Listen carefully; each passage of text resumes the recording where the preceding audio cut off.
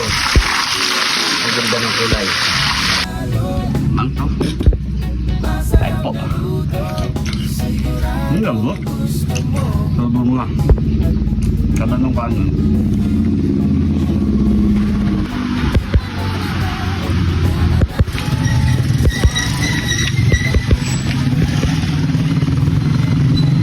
Ito na yung nabili nating lakal ng baboy mga parikoy. Yung ibang hindi nakakalam sa lakal mga parikoy, yun yung parte ng sa leeg. Yung pinakagitna ng leeg mga parikoy. Ito yun. Yan ang lakal. So syempre, napakasimple lang ating lulutuin ngayong araw. Ipa-fried lang natin ito ng buo mga parikoy. So, pero pakukuluin natin yan.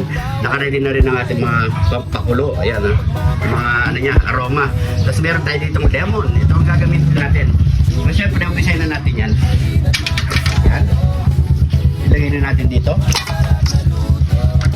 Maglalagay tayo ng bawang, luya, sibuyas, at daon ng kainito. Maglagay na rin tayo ng pamintang nonal. Siyempre ang kanyang lemon. Hindi tayo maglalagay dito ng tubig mga pare ko yan. Ito yung gagamitin natin pagpakulo. Hanggat sa, pantay lang natin maubos yung lemon niya para mag-note yung lasa niya sa karne mga pare ko. So maglalagay rin tayo ng asin. Yan natong natin para hindi siya masulat-sulat. Yan. So takpan na natin yan. Antay lang tayo hanggat siya lumambot. Mawala yung kanyang kasi yun, nilagay natin lemon. Silipin muna natin yung mga pare ko. Ano. Pinakulo natin ito na isang oras. So medyo naglumalapot-lapot na yung kanyang yung lemon. Ayan o. So yan, bigyan pa natin ng mga 10 minutes siguro parikoy. Takpan muna natin yan. After 10 minutes mga parikoy, pwede na yan. Ayan o. Siguro naman, note na yung Mountain Dew nilagay natin parikoy. Ayan o. Set aside muna natin yan. Bago natin to fried mga pare ko. Palamigin na muna natin ng bagya. So habang malamig na mga pare ko, maglalagyan tayo ng asin, panitang masak, lagyan tayo ng chicken powder. Ayan, sa kabila.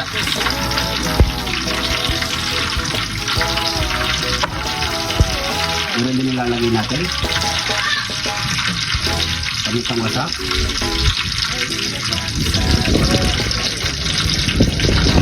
Chicken powder ulit. Yan. Tatay lang natin kung minute ang ating mantika mga pare ko. Saka na natin ito dito. Lagay na natin. Saka natin. Para hindi tayo masabugan. Baliktad muna natin yan.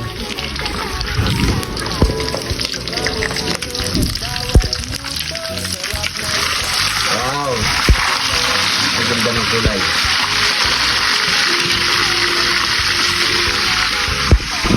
So yan mga parikoy.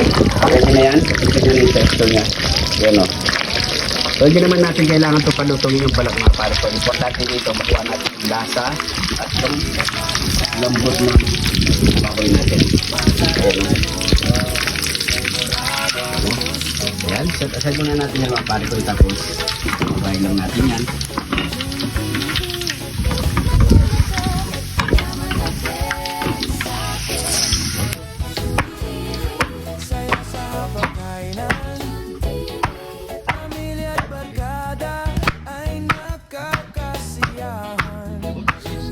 Pare ko ano ba kapag niya, pare ko?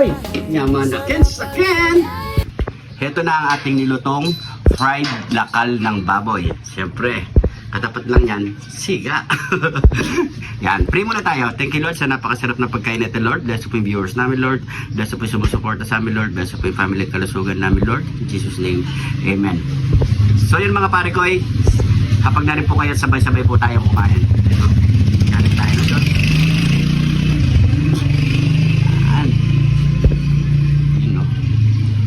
Lambot. Hinginig.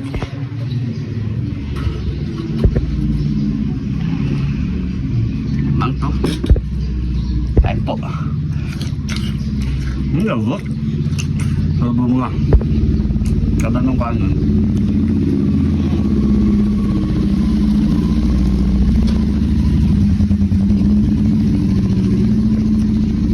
Naman ka, saka talagang nagluto yung lasa ng ano, yung Mountain Dew. Yan, tsaka yung aromang nilagay natin.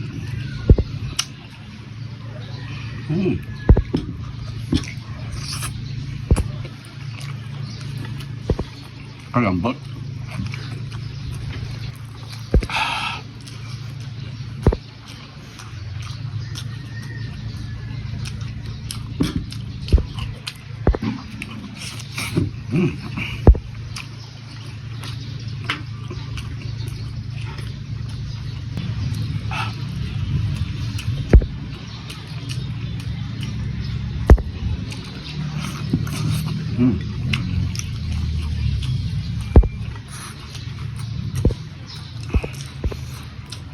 Ah.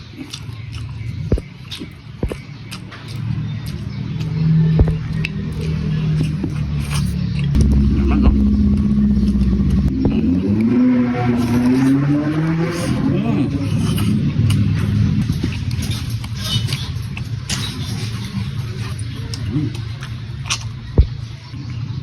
Pwede rin sa toyo manchik, pwede. Masarap din siya doon, pero nagustuhan ko talaga siga.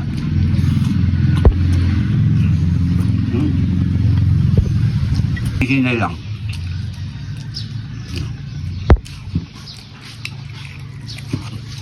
Ha.